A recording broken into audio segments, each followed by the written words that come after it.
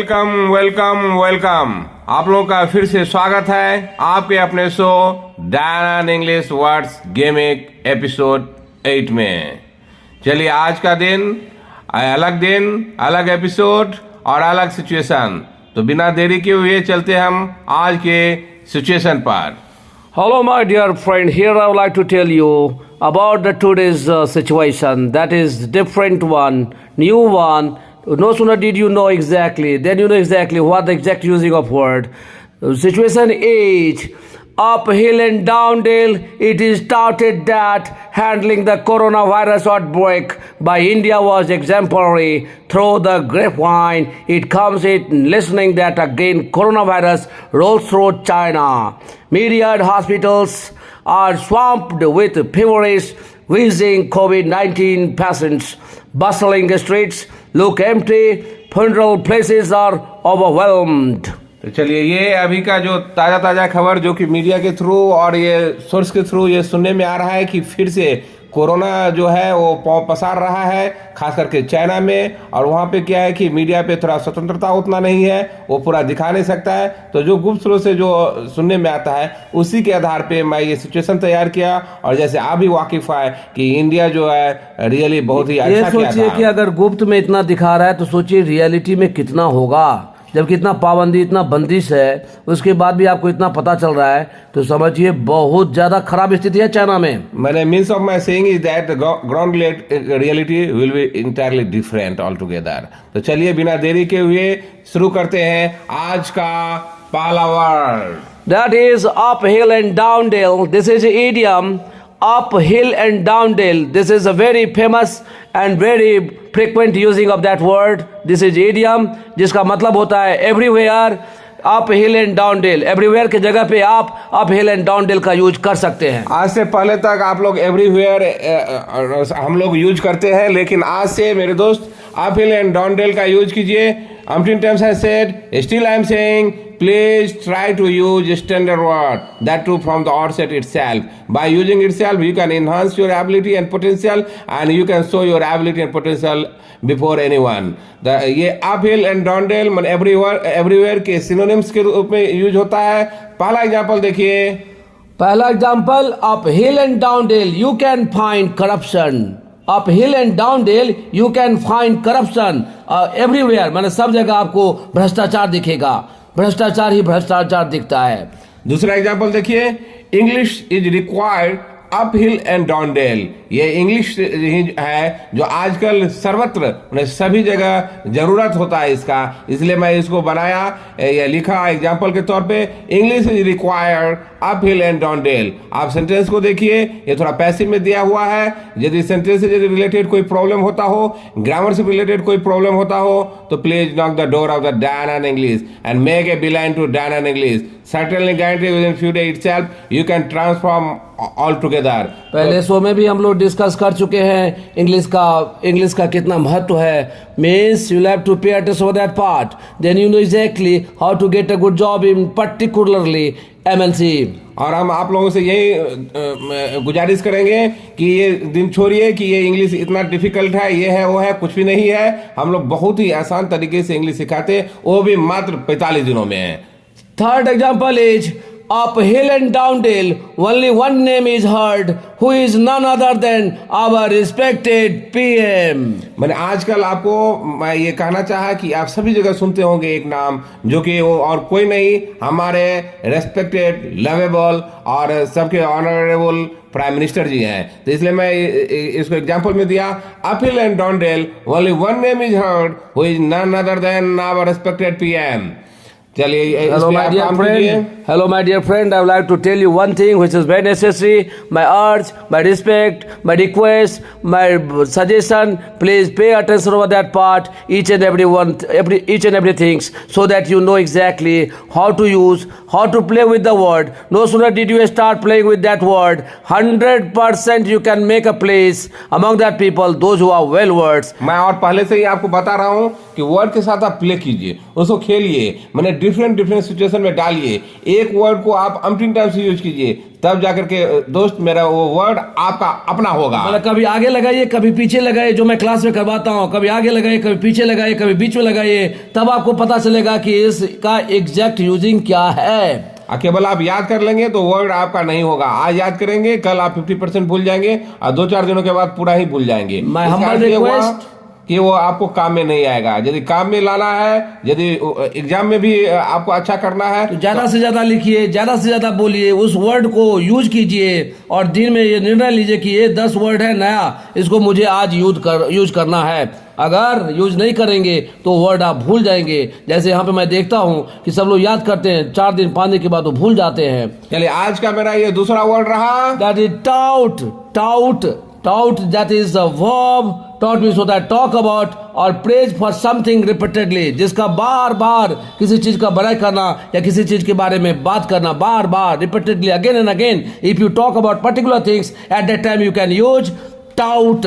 देखिए, मान लीजिए कोई अच्छा काम किया हो या किसी ढंग का काम किया हो जिसको हम लोग बहुत ही प्रेज करते हैं, सबके मुंह से आप सुनते होंगे, नहीं इनका ये जो काम था ये बहुत ही अच्छा था, ये बहुत ही अच्छा कर रहे हैं, ये जो सब जो बात करते रहते हैं, उसको जब हम यूज करेंगे तो उसका एक पर्टिकुलर वर्ड है जिसका नाम है टॉट। जैसे एग्जाम्पल के तौर पे देखिए, पहला example, our lovable chief minister bulldozer Baba, जिनको बोलते हैं Yogi Adityanath, is being widely touted as the next leader of BJP. और ये सच्चाई है, आप भी सुनते होंगे कि कोई भी कहता है कि यदि मोदी जी को कोई यदि रिप्लेस करेगा तो योगी आदित्यनाथ जी ही है, क्योंकि उनमें ही वो पूरा सब पोटेंशियल दिखता है। इसलिए मैं एग्जाम्पल दिया, Yogi Adityanath is being widely touted as the next leader of BJP. चाहे वो डिसीजन के निर्णय लेने के मद में हो, चाहे कुछ इम्प्लीमेंट करने के मद में हो, 100% गारंटी के साथ वो इम्प्लीमेंट करते हैं और उसको बखूबी निर्वाहन करते हैं। चलिए दूसरा एग्जांपल है, education policy of Delhi government is widely touted. Education policy of Delhi government is widely touted.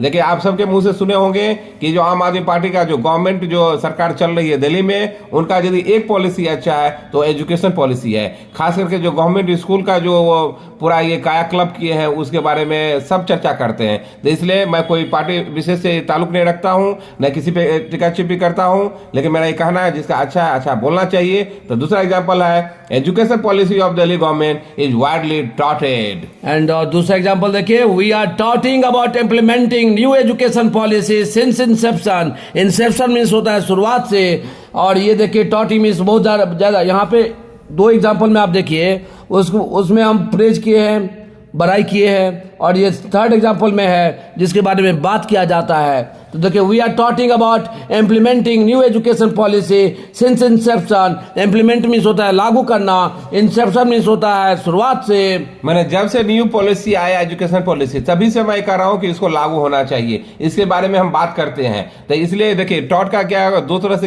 Use कर सकते हैं। पहला तो या तो टॉक अबाउट, जिसके बारे में हम बोलते आए हैं, बोल रहे हैं, और कोई काम किया हो, जो कुछ आपका उस पर आपका इंप्रेशन बना हो, उसके बारे में हम लोग प्रेज करते हैं, तो उस ढंग से भी उसको यूज करते हैं। तो इसलिए देखिए, 2 एग्जांपल में मैं प्रेज के संदर्भ में यूज किया और तीसरे में मैं टॉक अबाउट के संदर्भ में यूज किया। We are talking about implementing new education policy since inception. मुझे लगता है कि आप उसको ये वर्ड पूरा ही क्लियर हो गया होगा, और इस ढंग से आप यूज कीजिए और अपना वर्ड का स्टैंडर्ड बढ़ाइए। चलिए आज का मेरा ये तीसरा वर्ड है एग्जाम्पलरी, EXEMPLARY, एग्जाम्पलरी। देखिए, Z से पहले यहाँ पे लकीर, ऊपर लकीर है, इसका मतलब Z, ये Z है, ज। एक होता है J मीन्स ज होता है, और ये है Z, ज। मतलब दांत के पीछे करेंगे ज। एग्जाम्पलरी मतलब दांत, अपना जो टंग है नीचे वाले दांत के पीछे आप चिपका दीजिए, और उसके बाद आप उसको घर्षण के साथ हवा निकालिए तो अपने आप वो आता है। जैसे एग्जाम्पलरी, एग्जाम्पलरी। इसका मतलब होता है 3 खंडों में इसको उच्चारण कीजिए, पहले इक, वहां पे थोड़ा उसके बाद आप दांत को अपने टंग को दांत के पीछे ले जाइए, जेम और उसके बाद प्लरी, द एग्जाम्पलरी, ये एडजेक्टिव है, इसका मतलब होता है very good and copied by many. Exemplary, मान लीजिए आपका कोई ऐसा काम किए है जो बहुत ही अच्छा है और आपका ही वो अनुसरण कोई दूसरा करता है तो उसको बोलेंगे एग्जाम्पलरी। जो सदा के लिए एक जजमेंट है, जो यादगार रहेगा, जो अभी हाल फिलहाल में आया था, जिसके देखिए एग्जाम्पल में देखिए, judgement of Ayodhya verdict by supreme court was exemplary. ये आप लोग भी वाकिफ है इससे इंसिडेंट से, अयोध्या वर्डिक्ट जो बहुत दिनों से लटका पड़ा था, लेकिन सुप्रीम कोर्ट का ये डिसीजन जो था इसको हम बोलेंगे कि एग्जाम्पलरी था, मतलब बहुत ही पाथ ब्रेकिंग था, बहुत ही अच्छा था। तो इसलिए मैं यहाँ पे एग्जांपल दिया, judgement of Ayodhya verdict by supreme court was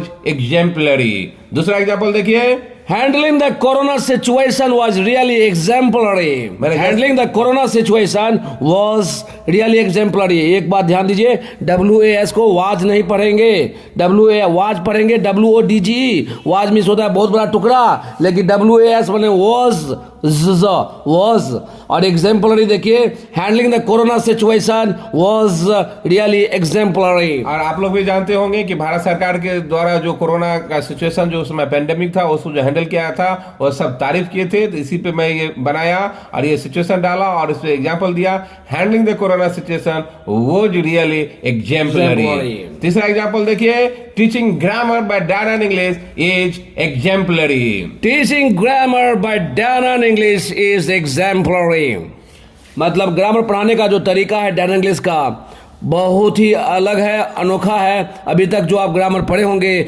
notebook में होगा या बुक में होगा, लेकिन यहाँ पे जब आप पढ़ते हैं, डैन इंग्लिश में पढ़ते हैं, तो वो ग्रामर आपको टंग पे आ जाता है और डे टू डे लाइफ में वो यूज होता है। यहाँ पे पढ़ाने का स्टाइल बिल्कुल डिफरेंट है। Therefore, you are being requested with folding hands. Please, no sooner did you be the part of Dan and English, 100% you can speak just like a native speaker. ये हम लोग का पहले दिन से स्लोगन है और मैं बार बार दोहराता हूँ क्योंकि हम लोग का जो टीचिंग स्टाइल है इंटरनली डिफरेंट है। जैसे अभी तक आप जैसे फॉर सेक ऑफ एग्जांपल मैं कहना चाहूंगा, जैसे आप प्रेजेंट सिंपल को यूज करते होंगे तो अलग ढंग से आप ये बोलते होंगे, लेकिन जैसे हम लोग यहाँ पे 14 सेंटेंस बनवाते हैं और सिर्फ टिप ऑफ द टंग करवाते हैं और वो यदि आप 7 सेकेंड में यदि बोल लेते हैं तो समझिए you are doing very better. फिर से मैं एक बार ये एग्जाम्पल, ये जो एग्जाम्पलरी है इसका उच्चारण पे ध्यान दीजिएगा क्योंकि थोड़ा डिफरेंट है। देखिए देखिए एग्जाम्पलरी, जेड से पहले जो ऊपर लकीर है जेड पे आपको जोड़ देना होगा। ध्यान से सुनिए, एग्जाम्पलरी, एग्जाम्पलरी, एग्जाम्पलरी मैंने बहुत ही आसान है, इसको यदि आप ऐसे सुनेंगे तो आप उच्चारण कर पाएंगे। चलिए आज का मेरा चौथा वर्ड है, that is another idiom, through the grapevine. Through the grapevine, देखिए जी से पहले ऊपर लकीर है, इसका मतलब जी पे आपको जोड़ देना होगा। Grapevine, this is the idiom जिसका मतलब थ्रो गॉसिप, मतलब जो हवा में उड़ के जो आपको सुनने में आता है, मैंने कानों से, मैंने वो कहीं बोला उसके थ्रू आपके थ्रू ऐसे जो फैलता है उसको बोलेंगे through the grapevine, through the grapevine. Example देखिए, example of this idiom, first one, through the grapevine we heard that the outbreak of corona again happened in China. जैसे मैं पहले भी बताया कि ये सुनने में आ रहा है कि चाइना में फिर से कोरोना आउटब्रेक हो गया है, तो ये मैं यदि बोलूंगा क्योंकि मेरे पास प्रमाण नहीं है तो मैं इसको बोलूंगा Through the grapevine, we heard that the outbreak of corona again happened in China. Through the grapevine, I heard that Ram is going to tie the knot in next month. Means जो राम है ये हवा में है, मैं सुनने को मिला है कि राम नेक्स्ट मंथ शादी करने वाले हैं। टाई नोट मीन्स होता है, टाई द नोट मीन्स होता है शादी करना।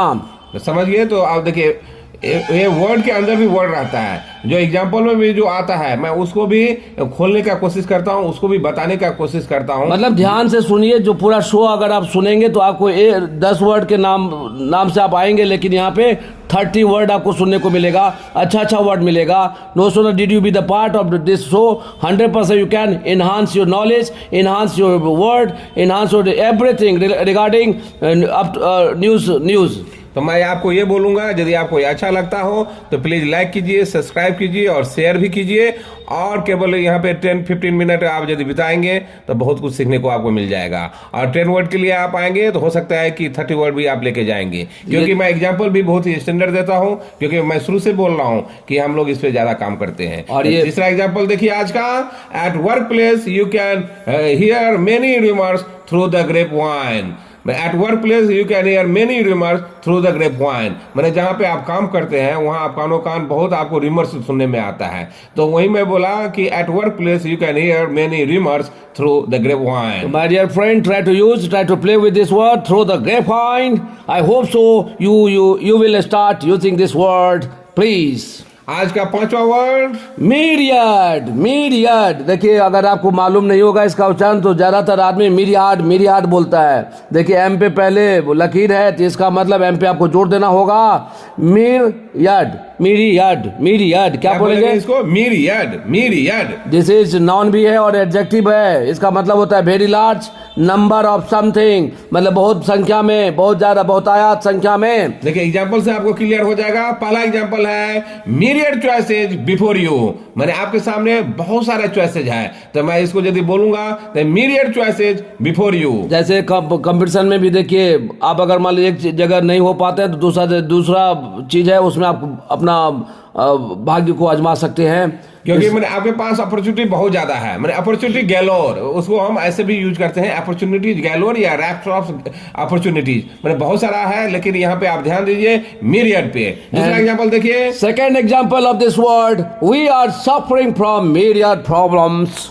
We are suffering from myriad problems. मैंने हम लोग बहुत सारे प्रॉब्लम से गुजर रहे हैं, इसको यदि हम बोलेंगे we are suffering from myriad problems। अब ये ध्यान दीजिएगा, जो myriad है उसके बाद मैं प्लूरल का यूज करता हूँ, उस पर ध्यान दीजिएगा। और ये कोशिश कीजिए, a lot of, very, ये सब very जो ओवर यूज्ड वर्ड है, try to abstain from that word please।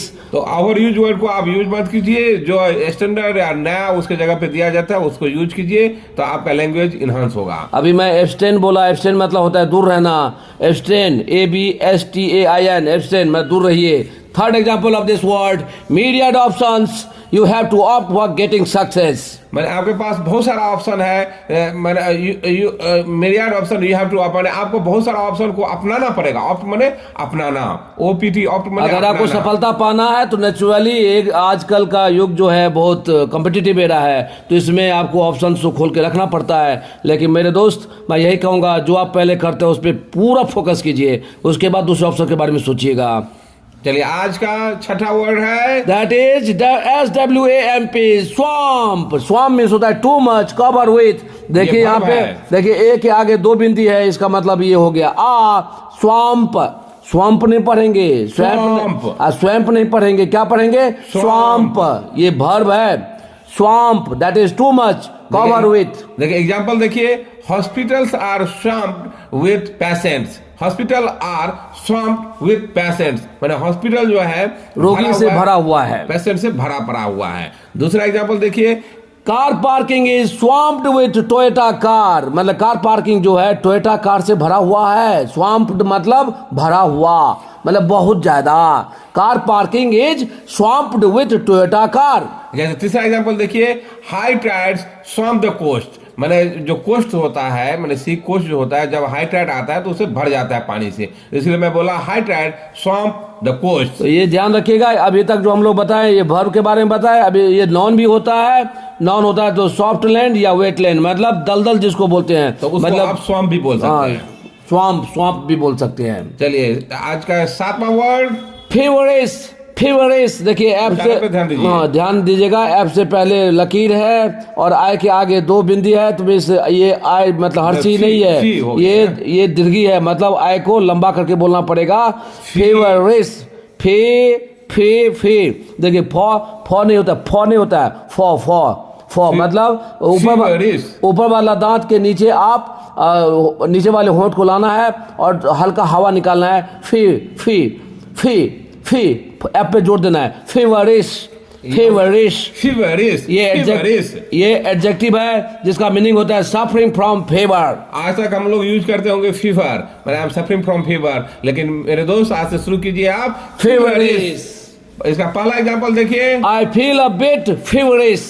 मैंने I feel a bit favourite, मैंने आप समझ गए होंगे और कि थोड़ा बहुत बुखार मुझे महसूस हो रहा है, मतलब शरीर का तापमान जो है थोड़ा बढ़ा हुआ है। दूसरा एग्जांपल देखिए, a feverish child generally avoid eating. जब बच्चा रहता है, जब उसको थोड़ा फीवर आता है तो खाना पीना थोड़ा छोड़ देता है, कुछ करे न करे सबसे पहले खाना छोड़ देगा। इसको हम बोलेंगे a feverish child generally avoid eating. एक देखिए इसका जो मेन यूज लोग करता है उसका देखिए दूसरा word showing great excitement. Excitement में भी आदमी बिल्कुल गर्म हो जाता है, फिर शोइंग ग्रेट एक्साइटमेंट। मैंने जैसे पहला एग्जांपल देखिए, they went there for attending seminar with feverish pace, मतलब बहुत जोश के साथ, बहुत जोशीला होके जा रहा है। कहाँ पे? सेमिनार में। दूसरा एग्जांपल देखिए, With feverish enthusiasm, we have to do work. With feverish enthusiasm, we have to do work. मतलब पूरे जोशीला होके आपको काम करना चाहिए और करना पड़ता है। अगर नहीं करेंगे तो आज का जो कॉम्पिटिटिव एरा है आप पीछे छूट जाएंगे। चलिए आज का 8वां वर्ड है व्हिज, WHEEZA। व्हिज पढ़िए या विज पढ़िए, विज भी पढ़ सकते हैं, विज विज। ये जेड है, ये ध्यान रखिएगा, जो जे नहीं है, जेड है, व्हिज व्हिज विज। तो इसका अर्थ होता है, ये वर्ब और नॉन की तरफ यूज होता है। ब्रीथिंग विथ रैटलिंग साउंड, मतलब जो आवाज लेके जो सांस लेते हैं। मान लीजिए आप कोई काम करके आए, आप बहुत सांस लेना पड़ता है उस समय जब आप दौड़ के आते हैं, तो उसको बोलते हैं ब्रीथिंग विथ रैटलिंग साउंड। जैसे एग्जांपल देखिए, By doing yoga, you can abstain from wheezing. By doing yoga, you can abstain from wheezing. देखिए अभी कुछ देर पहले ही एब्सटेन का हम यूज किए थे, केवल बोल के मैं बताया था। यहाँ पे देखिए एग्जांपल में भी आ गया Abstain.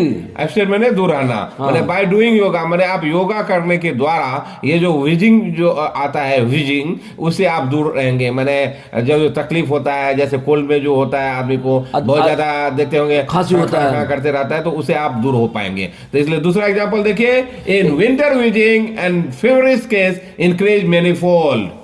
देखिए in winter wheezing and feverish case increased manifold. पहले भी पहला वाला योगा से संबंधित बताए थे।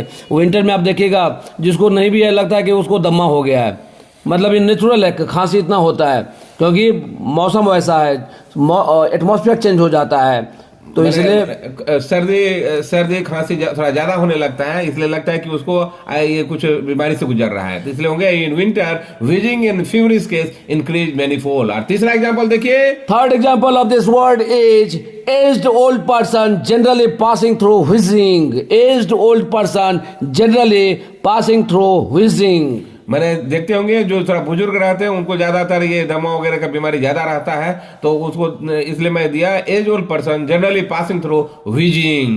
और आज का नवा वर्ड हुआ बसल। बसल, बी पे जोड़ देना है, BUSTLE, बी पे जोड़ देना है। बी के ऊपर देखिए लकीर है, इसका मतलब बी पे आपको जोड़ देना है। बसल बसल, देखिए इसको हम नॉन की तरह भी यूज करेंगे और वर्ब की तरह भी यूज करेंगे। जब नॉन की तरह यूज करेंगे तो उसको बीजी के सेंस में बोलेंगे, आज जब वर्ब की तरह यूज करेंगे तो हमने बीजी हुए के मैंने थिंग्स, मैंने कोई भी आप काम कर रहे हैं, जैसे लगता है बहुत व्यस्त है, इधर उधर भाग रहे हैं, तो मैंने बीजी हुए में जो करते हैं तो उसको बोलेंगे तब वर्ब के रूप में यूज होगा। मतलब ये मतलब इसका मतलब ये हो गया कि बीजी मतलब व्यस्तता, व्यस्त अगर यूज करेंगे तो BUSY को छोड़ दीजिए, BUSTLE को अपनाइए। मतलब एग्जांपल ऑफ दिस वर्ड है बीजी, ओवर यूज है। बसल आप भी जानते होंगे, हो सकता है कितना आदमी पहले बार सुने होंगे। बसल, उच्चारण पे ध्यान दीजिएगा, बी पे जोड़ है, बसल। पहला एग्जांपल देखिए, bye sitting in my office you can see the bustle of road outside. मैंने मेरे ऑफिस में बैठ करके जो रोड पे जो शोरगुल है, जो बिजनेस है, उसको आप देख सकते हैं। मैंने आदमी जो जाता आता रहता है, पूरा भरा हुआ रहता है, तो उसको आप देख सकते हैं। तो इसलिए मैं दिया by sitting in my office you can see the bustle of road outside. Yes, लोग उधर उधर भागता रहता है। देखिए Muzaffarpur road is one of the bustle road of Bihar. जैसे आपको पता होगा ये मुसल्लफपुर रोड जो है, जो सबसे बिजीएस्ट है, मतलब बहुत ही बिजी माना जा सकता है। बिहार के जो जितना भी बिजी रोड है उसमें से एक है। और जब ये वर्ब होता है उस समय देखिए कैसे यूज हुआ है, थिंग्स डू इन बिजी वे, मतलब वो बहुत व्यस्तता, मतलब दिखता है कि बहुत बिजी है, इधर उधर भाग रहा है। तो इसका एग्जांपल देखिए, he was bustling around my house, मतलब इधर मेरे घर के चारों तरफ इधर उधर आदमी तब भाग रहा है, इसका मतलब सब व्यस्त हैं। और आज का फाइनल वर्ड ओवरवेल्म। ओवरवेल्म ध्यान दीजिएगा, ओ से पहले नीचे देखिए लकीर है, इसका मतलब ओ पे जोर नहीं देंगे, और यहाँ पे डब्ल्यू से पहले ऊपर लकीर है जिसका मतलब डब्ल्यू पे हम जोर देंगे। तो क्या पढ़ेंगे, देखिए, ओवरवेल्म, ओवरवेल्म, ओवरवेल्म, वेल्म, वेल्म, क्या Overwhelm, अभी तक आप पढ़ते होंगे तो हेल्म पढ़ते होंगे, अब वेल्म पढ़ते होंगे, लेकिन एग्जैक्ट क्या है, ओवरवेल्म, ओवरवेल्म। इसका अर्थ होता है टू मच। Too much, ये जब टू मच के सेंस में यूज करेंगे तो ओवरवेल्म का भी यूज करेंगे। जैसे पहला एग्जांपल देखिए, इन pandemic hospital was overwhelmed bye patient. जैसे इन आपको पता है कि पेंडेमिक जब हुआ था कोरोना का, उस समय जो पूरा पेशेंट से भरा हुआ था हॉस्पिटल, इसलिए मैं दिया इन pandemic hospital was overwhelmed bye patient. दूसरा example, Our office was overwhelmed by phone calls on seeing ourselves on show. हम लोग किसी शो पे आते हैं, जब शो पे आदमी देखा तो मुझे बहुत सारा फोन मेरे ऑफिस में आ गया, तो उसको बोलेंगे our office was overwhelmed by phone calls on seeing ourselves on show. और जब ये दूसरा अर्थ जब होता है, इमोशन, टू फील इमोशन, जब आप बहुत वशीभूत हो जाते हैं, वशीभूत मतलब बहुत इमोशनल हो जाते हैं, उस समय भी इसका यूज होता है, जिसका मीनिंग है टू फील इमोशन। एग्जाम्पल देखिए, on sudden demise of his father, demise means होता है मृत्यु, शरीर मर जाना। On sudden demise of his father he overwhelmed with grief, DEMISE, demise means होता है मृत्यु शरीर, जो डेथ बॉडी बोलते हैं, डेथ को बोलते हैं। डेथ को बोलते हैं। On sudden demise of his father he overwhelmed with grief, मतलब अचानक अपने पिताजी को मरे हुए देखे तो तब दुख से वो वशीभूत हो गए, बहुत इमोशनल हो गए। और जैसे दूसरा एग्जांपल देखिए, on getting failed I overwhelmed with sympathy, मतलब जब मैं फेल हो गया तो मुझे सिंपैथी, बहुत सारा जगह से सिंपैथी आया तो मैं भर गया सिंपैथी, मतलब on getting failed I overwhelmed with sympathy. तो चलिए, ये 10 वर्ड आज का मैं ये कर दिया हूँ। डायरेक्ट मैं जाता हूँ अभी सिचुएशन पे, थोड़ा एक बार मैं पढ़ देता हूँ सिचुएशन को, और थोड़ा उसके बाद आप देखिए। सिचुएशन इज, देखिए, uphill and down dale, it is touted that handling the coronavirus outbreak by India was exemplary. Through the grapevine, it comes in listening that again coronavirus rolls through China. Media and hospitals are swamped with feverish wheezing COVID-19 patients. Bustling streets look empty. Funeral places are overwhelmed. तो अभी आप situation में काम कीजिए, उसको word को practice कीजिए, अपनाइए और इस पे काम कीजिए, और ऐसे वॉच कीजिए। यदि अच्छा लगता हो तो इसको लाइक कीजिए, शेयर कीजिए और सब्सक्राइब कीजिए। Playing with the word is very necessary, my dear friend, and I hope so you won't splash water of disappointment over our sanguine. चलिए, मैं आपका ज्यादा समय नहीं लेते हुए, bye bye, Bye bye, thank bye you. bye.